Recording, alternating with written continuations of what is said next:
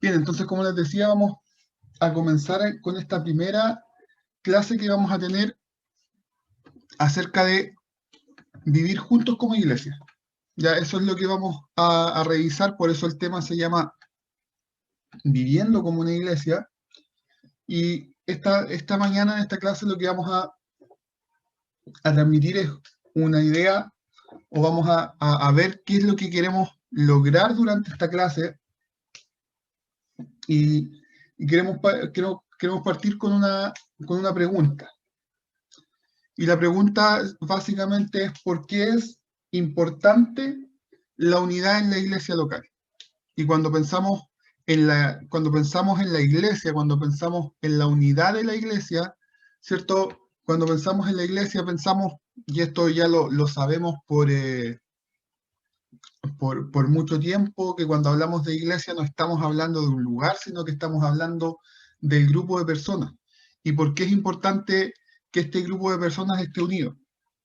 Y no es simplemente una cuestión trivial como para que nos pongamos de acuerdo en que hay que construir, que nos pongamos de acuerdo que vamos a pintar blanco o que vamos a poner alguna alfombra, ¿cierto? No tiene que ver con esas cosas como en otros grupos, sino que hay razones mucho más de fondo de por qué la iglesia tiene que ser unida. Y básicamente una de las es lo que estamos diciendo es que la unidad es un reflejo de la gloria de Dios. Y vamos a ver por qué y cómo podemos plantearnos esta idea de que la unidad va a ser un reflejo de la gloria de Dios.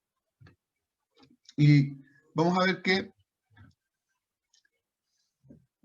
vamos a empezar con tres verdades simples que van a resumir lo que vamos a encontrar en esta clase. Y lo primero que vamos a decir es que Dios ha llamado a los cristianos a estar con Él para siempre, pero nos ha dejado temporalmente en este mundo reunidos en iglesias locales. O sea, si bien sabemos que nuestro llamado es, no es para este mundo, sino que es para la eternidad, pero el Señor nos ha dejado en iglesias locales, nos ha dejado en una iglesia y no en la iglesia como este concepto, ¿cierto?, de toda la gente, sino que puntualmente en una iglesia local. Como siempre dice mi pastor, ¿cierto? Para nosotros la iglesia Primera de Concepción, ubicada en Barrio Norte, o sea, una iglesia que tiene un lugar, ¿cierto? En el tiempo y en el espacio. No es algo que está en cualquier parte. Lo segundo es que Él ha escogido usar nuestras vidas unidos en iglesias como el principal método para mostrar su gloria. Y aquí es algo súper importante. ¿Por qué? Porque Dios nos ha, no, Dios ha escogido, ¿cierto?, a nosotros para mostrar su evangelio. ¿Y cómo es la mejor forma en que mostramos su evangelio? En la unidad de en nuestras propias iglesias. Y la tercera verdad que vamos a ver también es que somos pecadores, ¿cierto? Entonces, estas tres cosas son tres cosas que tienen mucho que ver con la iglesia y con la unidad de la iglesia. Las primeras dos verdades funcionan súper bien juntas, ¿cierto? Es súper es súper compatible el hecho de que Dios ha llamado a los cristianos a estar reunidos en iglesias y que Él ha escogido usar nuestras vidas unidos en iglesias como el principal método para mostrar su gloria. Pero la tercera verdad complica las cosas considerablemente. O sea, si bien somos cristianos, somos personas que Dios ha escogido, que vamos para estar siempre con Él, y que Él quiere usar nuestras vidas en una iglesia para mostrar su gloria, la realidad también es que somos pecadores. Y estas tres cosas van a tener que ver con la iglesia. Algún día el mundo entero se postrará ante Dios y reconocerá que Él es el Señor, ¿cierto? Y eso es lo que todos esperamos. Pero por ahora, Dios, en su sabiduría, ha delegado la misión de desplegar la gloria de su perfecto carácter a personas bastante imperfectas. ¿Ya? Y ese es lo que nosotros tenemos que entender de entrada al hablar de la iglesia. Estamos representando a un Dios perfecto, pero nosotros aún somos imperfectos. Las personas que forman parte de la iglesia, ¿cierto? Son personas bastante imperfectas, son personas como cada uno de nosotros, que no somos para nada una imagen o un prototipo de la perfección. Específicamente, nuestra meta entonces en estas clases va a ser entender las oportunidades y las responsabilidades que tenemos como miembros de la iglesia. ¿Ya? Durante todas estas clases vamos a estar viendo, como alguien diría, ¿cierto?, los deberes y los derechos que tenemos. Como participantes de una iglesia, vamos a vamos a tener algunos beneficios, pero también tenemos algunas responsabilidades con ella. Entonces, si decimos esto, ¿cómo entonces es que pecadores como nosotros podemos reunirnos en una iglesia local donde abunda la unidad? ¿Cómo podemos igualar estos conceptos? ¿Cómo podemos nosotros ser unidos a pesar de nuestro pecado? Y no se trata de una unidad, y esto también es muy importante. Esto no se va a tratar de una unidad forzada que niega las diferencias, subestima las dificultades o compromete el mensaje del Evangelio, sino de una unidad real que actúa como un testimonio convincente del poder del Evangelio. Acá no queremos, no sé si ustedes se han fijado de repente, pero en las sectas tienden a hacer que las personas se vean todas iguales. No sé si han visto de repente por ahí en alguna película o en alguna cosa así, donde hay sectas que tienden a esto, tienden a que todos se visten de una misma forma, todos hacen las mismas cosas, todos hablan igual, todos se cortan el pelo de la misma manera, ¿cierto? Y lo que nosotros buscamos en esta unidad de la iglesia no es una unidad forzada, no es una unidad a través de la apariencia, no es una unidad que va a negar diferencias, es una unidad que va a entender que somos diferentes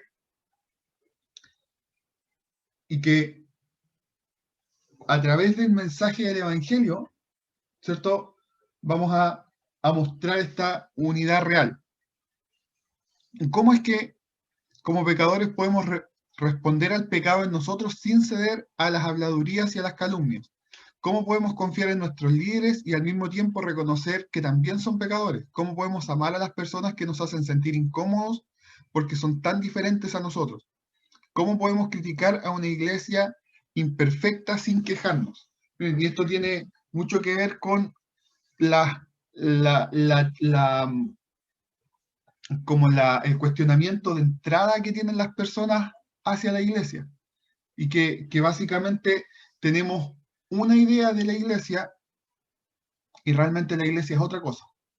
¿Cierto? Entonces, ¿cómo podemos lidiar con este tipo de cosas? Con responder al pecado entre nosotros sin ceder a las habladurías y a las calumnias. O sea, en la iglesia se debe confrontar el pecado, pero no que el pecado se transforme en un chisme, ¿cierto? Que no se transforme en una habladuría. Tenemos que confiar en nuestros líderes y al mismo tiempo reconocer que también son pecadores, tal como nosotros.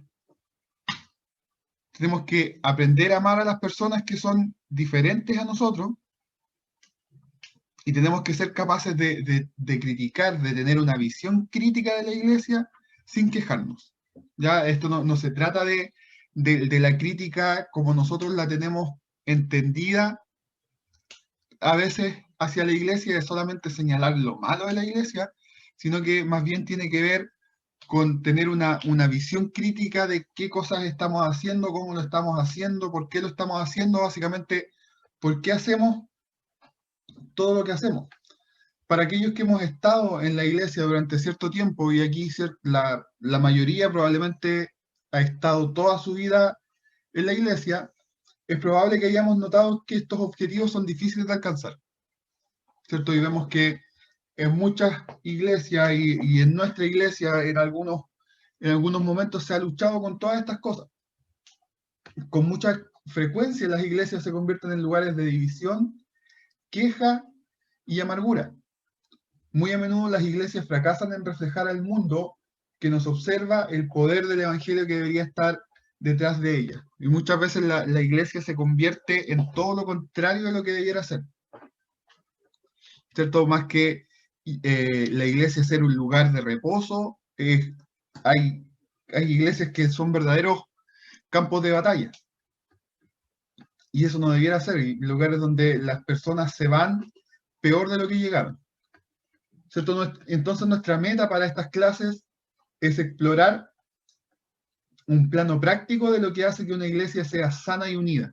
¿Cómo vamos a lograr entonces esto? ¿Cómo vamos a nosotros aportar para que nuestra iglesia sea sana y sea unida? Porque no es una tarea solamente, si la iglesia decimos que son personas y todas estas personas son diferentes y no queremos negar las diferencias de las personas, lo que va a hacer que una iglesia sea sana y sea unida va a ser la actitud también que nosotros tomemos a la iglesia. Entonces, ¿qué es lo que hace que una iglesia sea sana y unida? Y vamos a ver que esto tiene todo que ver con una sana doctrina que se expresa en un amor unificador que glorifica a Dios. Ya tenemos que tener lo que vamos a tratar de hacer en estas clases entonces es que tengamos una doctrina sana acerca de lo que es la iglesia. Nuestra oración entonces va a ser para que cada uno de nosotros salga de esta clase con un mejor entendimiento de lo que la Biblia dice que es una iglesia unida y con algunas ideas muy claras de todo lo que todos podemos hacer para fomentar la unidad entre nosotros. Entonces vamos a ver cómo podemos hacer nosotros, qué dice la Biblia y qué podemos hacer nosotros para que nuestra iglesia sea una iglesia unida, no que solamente tengamos nombre, ¿cierto? Que tengamos el nombre de la iglesia unida, pero finalmente que el que entra ve que nadie tiene que ver con nadie, ¿cierto? A veces nos quedamos solamente con los nombres. Necesitamos que esta unidad de la que estamos hablando sea reflejada en nuestra iglesia. Para la clase de hoy, entonces, vamos a ver la idea de la unidad, empleando principalmente la descripción que encontramos en Efesios 2 y 3 de lo que significa ser una iglesia. A continuación, en la clase siguiente vamos a ver algunas versiones falsas de unidad y las compararemos con la unidad verdadera y hablaremos acerca de la razón por la que la unidad de la iglesia es tan importante. Entonces lo que vamos a hacer hoy es revisar qué nos dicen los capítulos 2 y 3 de Efesios, ya que es lo que hemos estado justamente viendo en la escuela dominical general. Por lo tanto, también va a ser como un repaso y como mirar este texto nuevamente a la luz de lo que estamos revisando. Entonces, lo primero que vamos a hacer va a ser leer, ¿cierto? El capítulo 2 y el capítulo 3 de Efesios. No son largos, así que los vamos a leer completo para tener una idea. Es bueno, siempre decimos, leer la palabra del Señor. Efesios capítulo 2, entonces, es bueno también que ustedes vayan siguiendo la lectura. Dice, y Él os dio vida a vosotros cuando estabais muertos en vuestros delitos y pecados, en los cuales anduvisteis en otro tiempo, siguiendo la corriente de este mundo, conforme al príncipe de la potestad del aire, el espíritu que ahora opera en los hijos de desobediencia, entre los cuales también todos nosotros vivimos en otro tiempo en los deseos de nuestra carne, haciendo la voluntad de la carne y de los pensamientos, y éramos por naturaleza hijos de ira, lo mismo que los demás.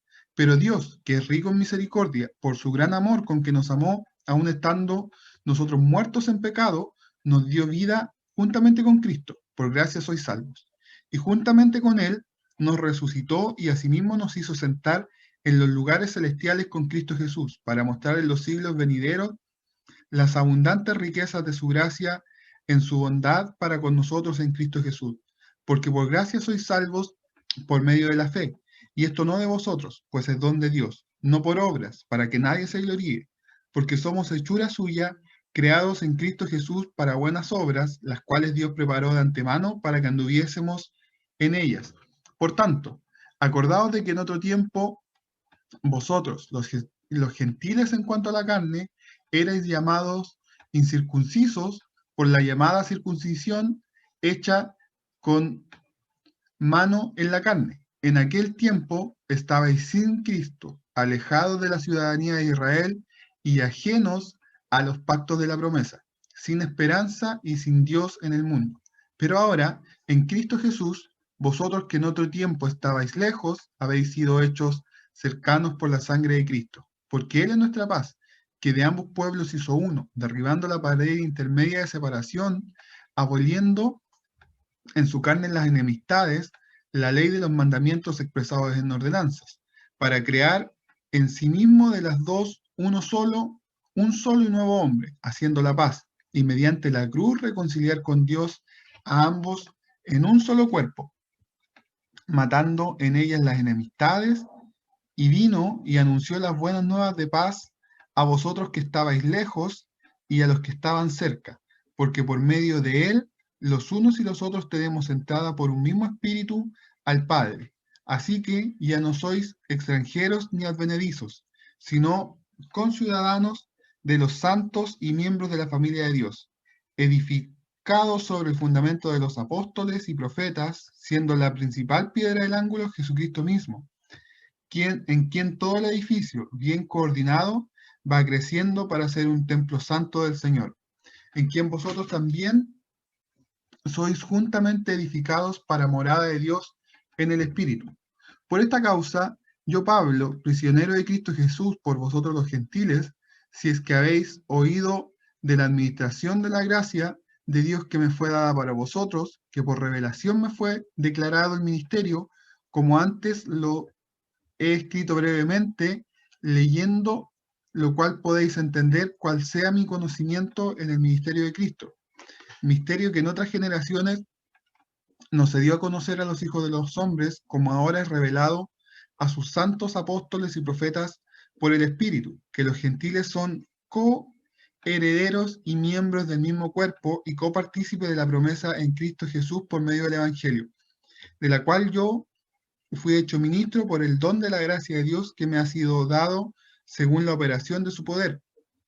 A mí, que soy menos que el más pequeño de todos los santos, me fue dada esta gracia de anunciar entre los gentiles el evangelio de las inescrutables riquezas de Cristo y de aclarar a todos cuál sea la dispensación del ministerio escondido desde los siglos en Dios, el cual que creó todas las cosas, para que la multiforme sabiduría de Dios sea ahora dada a conocer por medio de la Iglesia a los principados y potestades en los lugares celestiales, conforme al propósito eterno que hizo en Cristo Jesús nuestro Señor, en quien tenemos seguridad y acceso con toda confianza por medio de la fe en Él, por lo cual pido que no desmayéis a causa de mis tribulaciones por vosotros, las cuales son vuestra gloria. Por esta causa doblo mis rodillas ante el Padre de nuestro Señor Jesucristo, de quien toma nombre toda familia en los cielos y en la tierra, para que os dé, conforme a la riqueza de su gloria, el ser fortalecidos con el poder, en el poder interior por su Espíritu, para que habite Cristo por la fe en vuestros corazones, a fin de que arraigados y cimentados en amor, seáis plenamente capaces de comprender con todos los santos cuál sea la anchura, la longitud, la profundidad y la altura, y de conocer el amor de Cristo, que excede a todo conocimiento, para que seáis llenos de toda plenitud de Dios. Y aquel que es poderoso para hacer todas las cosas mucho más abundantemente de lo que pedimos o entendemos, según el poder que actúa en nosotros, a Él sea gloria en la iglesia de Cristo Jesús, por todas las edades, por los siglos de los siglos. Amén. Entonces, hicimos una lectura extensa, pero acuérdense que las cartas están diseñadas para esto, no están diseñadas para que nosotros vayamos tomando un versículo, sino que las cartas fueron pensadas para que se leyeran completas. ¿cierto? Entonces, bueno que de vez en cuando hagamos este ejercicio de leer trozos grandes de la palabra del Señor, porque nos da una idea mucho mayor de todo lo que estamos hablando, y pudimos ver a través de esta lectura cómo el tema de la iglesia iba apareciendo muchas veces y cómo finalmente todo esto de Pablo, de contarnos que somos salvos por gracia, que la salvación no es por obra y todas estas cosas, tienen un fin que tiene que ver justamente con la meta de Dios para la iglesia. Esto todo lo está hablando, pero no lo está hablando a personas individuales, sino que se lo está hablando a una iglesia. Comencemos respondiendo entonces una pregunta fundamental. Y esa pregunta fundamental es: ¿cuál es el plan de Dios para una iglesia local? ¿Cuál es el plan de Dios para la iglesia local? El apóstol Pablo lo explica en los capítulos 2 y 3 del libro de Efesios, o sea, en lo que fuimos leyendo. Inicia el Evangelio, ¿cierto? En el verso en el 2 del 1 al 10, y nos parte dando las verdades fundamentales. Estábamos muertos en nuestros delitos y pecados, lo dice en el 2.1. Pero Dios nos dio vida juntamente con Cristo, en el 2.5. Porque por gracia sois salvos por medio de la fe, y esto no de vosotros, pues es don de Dios, no por obras, para que nadie se gloríe. El 2 del 8 al 9. Y eso tiene que ver, ¿cierto?, con todo lo que es en la salvación para nosotros. Partimos muertos en nuestros delitos y pecados, Dios nos da vida juntamente con Cristo, somos salvos por gracia a través de la fe, y esto no es por obras, para que nadie se gloríe. Esa es la base en donde nos cimentamos en todo lo demás. Por eso Pablo lo trae a colación en esta enseñanza que le está dando, para poner como ese cimiento, y ese es un cimiento que es común para todos. Nadie se puede parar y decir: no, es que yo no participé de ese proceso. Y lo pone súper en claro el hecho de que no es por obras, para que nadie se gloríe. O sea, partimos todos de la misma base, porque si la salvación tuviese algún pequeño mérito, o si en la salvación tuviesen algún pequeño mérito las obras, el que se fue misionero a África podría decir: no, es que yo tengo mayor mérito que el que simplemente ha estado toda su vida yendo a la iglesia, ¿cierto? Pero por eso es súper importante que tengamos esto claro. El cimiento y la base es común para todos. Por gracia sois salvos por medio de la fe, y esto no es de vosotros, es un regalo de Dios, no por obras, para que nadie se gloríe. Entonces, todos los miembros de la iglesia estamos en la misma posición ante el Señor, y todos partimos desde la misma base. Pero el Evangelio no termina con nuestra salvación. Ya no es que, y eso es lo que decíamos al principio, no es que una vez que somos salvos, somos abducidos y pasamos directamente al cielo. Sabemos que no funciona así, ¿cierto? El Señor nos quiso dejar en el entre el que somos salvos y que estamos en la gloria, en el mundo, para mostrar su gloria, y nos quiso dejar en iglesias locales. Conduce entonces a algunas implicaciones bastante disruptivas. Y la implicación número 1 es la unidad. Como Pablo escribe sobre judíos y gentiles al final del capítulo 2.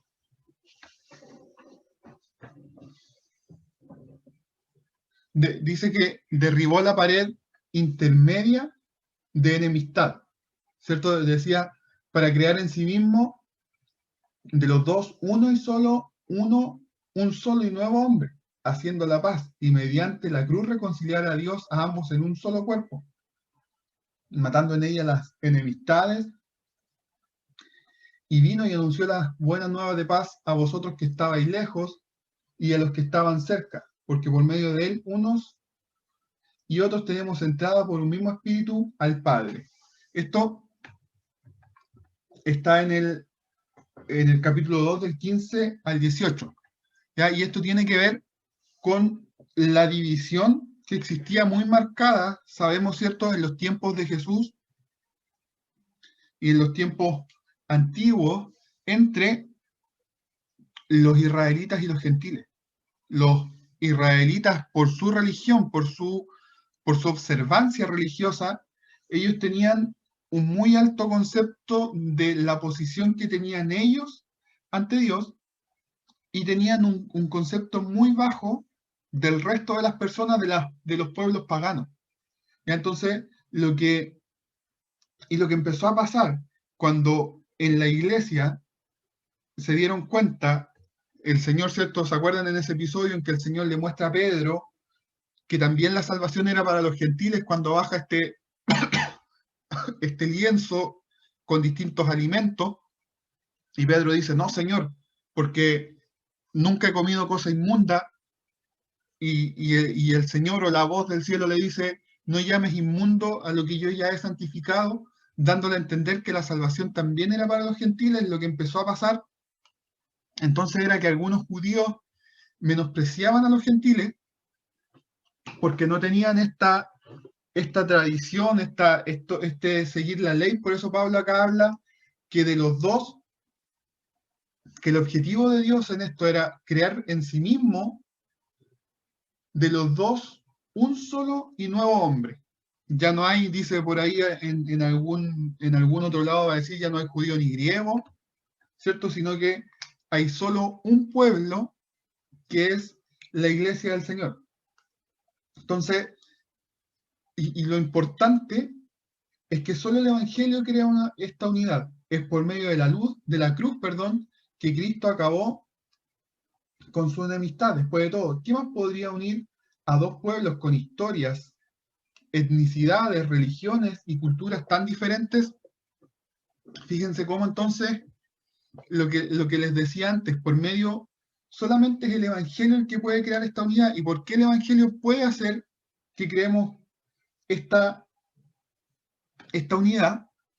Es porque, por lo que les decía antes, porque nos hace partir a todos desde una base en común, ¿cierto? Entonces, nosotros que somos, pecadores, ¿cierto? Que por gracia somos salvos y que no es de nosotros, sino que es don de Dios, ya no vamos a mirar al que no es salvo de una forma inferior a nosotros, porque podemos entender incluso que esa persona es aún mejor que nosotros, porque nosotros no es porque seamos mejores, no es porque seamos buenos que tenemos salvación, sino que simplemente por el don de Dios. Y eso nos va a hacer que estas rencillas que tenían los judíos, esta forma de ver a las demás personas que tienen en general las personas religiosas, para nosotros, si hemos entendido bien el Evangelio, no pueden correr, no podemos usar ese tipo de prácticas. Ahora, ¿cuál es el propósito de esta unidad entre judíos y gentiles? Veamos el capítulo 3, versículo 10, perdón.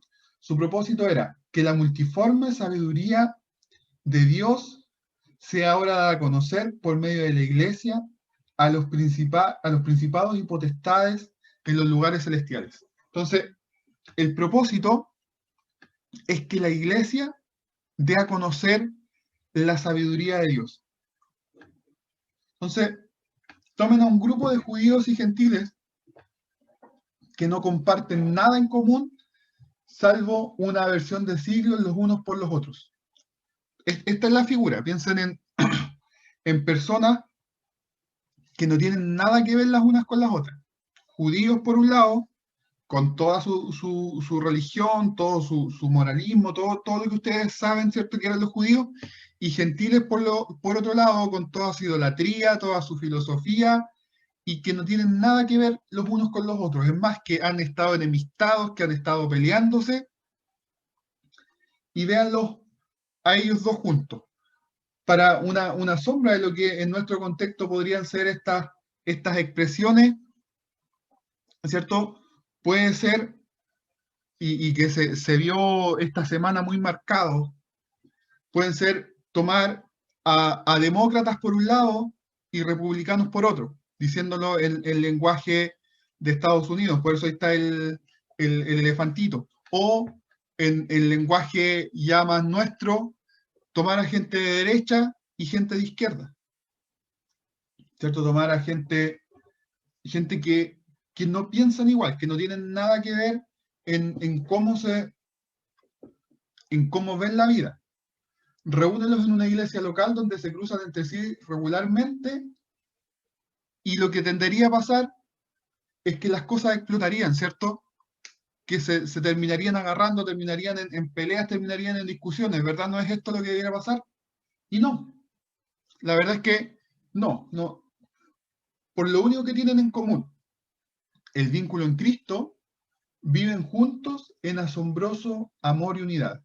Una unidad que es tan inesperada, tan diferente a la manera en la cual opera nuestro mundo, que incluso los principados y potestades en los lugares celestiales se sientan y observan. Entonces, fíjense cómo la idea de que podemos tener a personas que son muy distintas en su manera de pensar, personas que no tienen nada que ver las unas con las otras, como les decía, personas, no sé, personas del Colo-Colo y de la U, personas que lo común sería que terminaran peleando, sin embargo, hay algo en común que es mucho mayor a todo lo demás que nos hace que podamos vivir juntos. Esto es increíble, ¿no? La unidad es notable en dos dimensiones. Es notable por su amplitud. Esto quiere decir que se expande para incluir a pueblos tan opuestos como lo eran los judíos y los gentiles. Esto glorifica a Dios al alcanzar a personas que, sin un poder sobrenatural, nunca estarían unidas. Recuerda lo que decíamos en el 2.18, porque por medio de Él, los unos y los otros tenemos entradas por un mismo espíritu al Padre. Y esto también es súper eh, eh, es súper revelador para que nos demos cuenta de lo que tiene que ver, o de la implicancia que tiene que ver la iglesia. Porque por Él no es que haya una puerta de judíos, una puerta de gentiles, no, por Él los unos y los otros tenemos entrada por un mismo camino al Padre. ¿Cuál es este camino? Jesucristo es el camino, Él mismo lo dijo, la verdad y la vida, y a través del Espíritu como nos muestra Pablo. En segundo lugar, esta unidad es notable por su profundidad. No se limita a unir a personas para que se toleren entre sí, sino para que estén comprometidas, o más bien para que estén tan comprometidas que Pablo puede llamarles un nuevo hombre y una nueva familia. ¿Cierto? Ya nuestras diferencias, todas nuestras decisiones personales, si somos de derecha o izquierda, si somos del Colo-Colo de la U, si somos, no sé, cualquier otra cosa, si tenemos alguna etnia, alguna ascendencia, pasa a un segundo, a un tercero, a un cuarto plano, porque lo importante ahora es que somos un nuevo hombre y una nueva familia.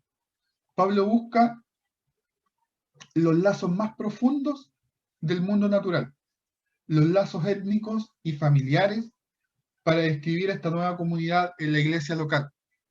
O sea, ¿qué es lo más importante de una persona, cierto? Puede ser su etnia, su familia, y Pablo dice que ya son un nuevo hombre y una nueva familia que es la familia de Dios.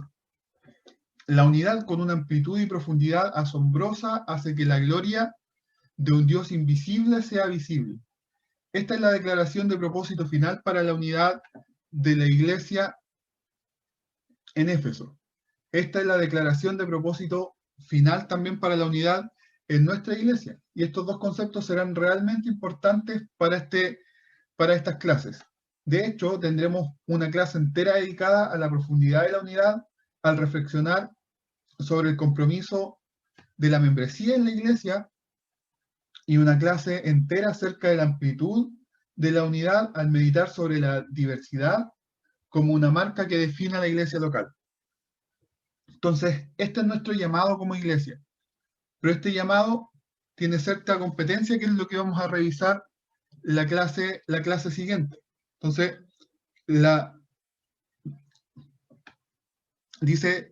decía Efesios, porque por medio de él los unos y los otros tenemos entrada por uno mismo al Padre. Y esta unidad es tan amplia y profunda, y esto es tan asombroso, como decíamos, ¿cierto?, que hace que la gloria de un Dios invisible sea visible. ¿Cómo se muestra la gloria de Dios? Y fíjense a lo que llegamos entonces, llegamos a que hablábamos al principio de que de que un reflejo de la gloria de Dios en la iglesia local. ¿Y cómo se refleja esta gloria de Dios en la iglesia local?